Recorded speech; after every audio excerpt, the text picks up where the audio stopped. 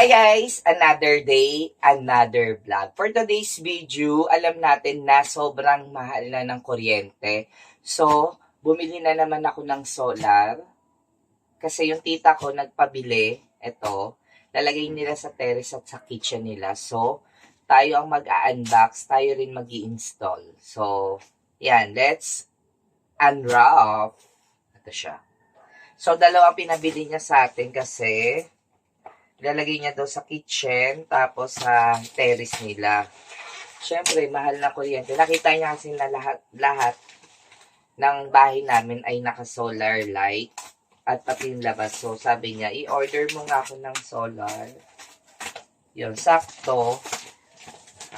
Sa legit na seller tayo bumili. Ito yun.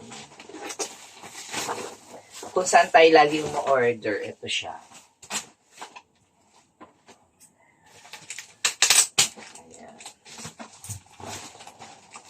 Dalawa.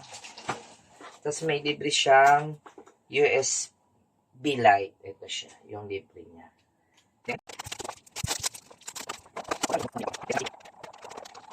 Ito siya. Ito yung unit niya. It's 3,000 watts daw to eh.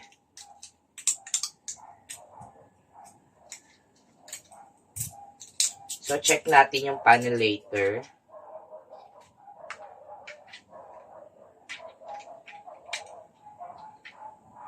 Ako, mamamatay na naman yung ring light natin. Ito siya, kailangang iganto natin. Ito yung ilaw niya. Then, check natin yung panel. Kung gaano kalaki yung kanyang panel.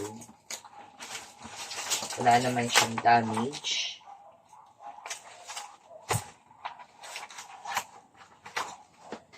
Ang panel niya is ito ang panel niya. Sobrang laki.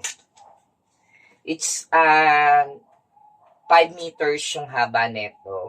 Ito siya. Try natin.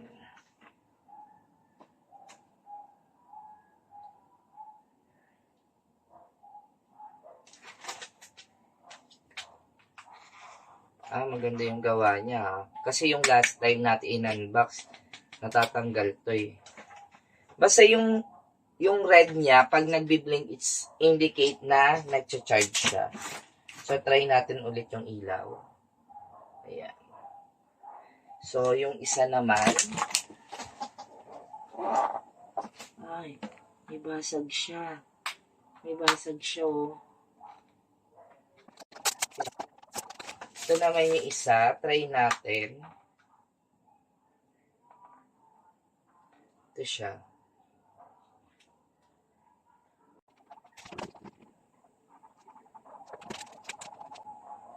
Ito siya. Wait lang. Gagawa lang ang thumbnail. 1, 2, 3. Ayan guys. Maganda naman yung ating binili. Yan, 3,000 watts. Yan siya. So, i-install natin to sa bahay ng tita ko dyan lang sa harap namin.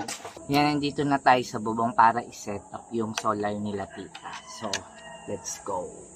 Diyan natin sinet up itong dalawang panel para tagos na tagos yung init. So, sa baba naman tayo mag-set up. Hi guys, ayan, nagcha-charge na pag nagbi-blink yung ilaw. So, umaga pa lang nagcha-charge yan sa init. So, ito yung kadilim, pero try natin. Diba? Lumiwanag. Oh. Kaya malaking tulong ang solar light. No. Oh, diba? Mamaya, no? Oo. Di ba tayo, di ba nunak, no? Kasi ano nagcha-charge din siya. Yan siya. Ito naman yung sa labas. Ito yung loob nila. Yun guys, ito siya. Sobrang lakas na neto. So, may crack siya. Hindi ko alam kung i-refund ko or hindi na. Hassle din pag pinarefund ko rin eh.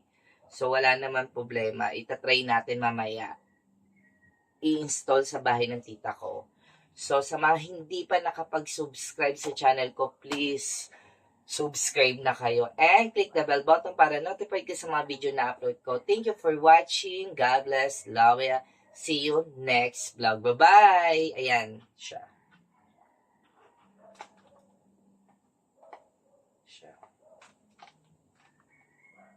Mag-solar na kayo.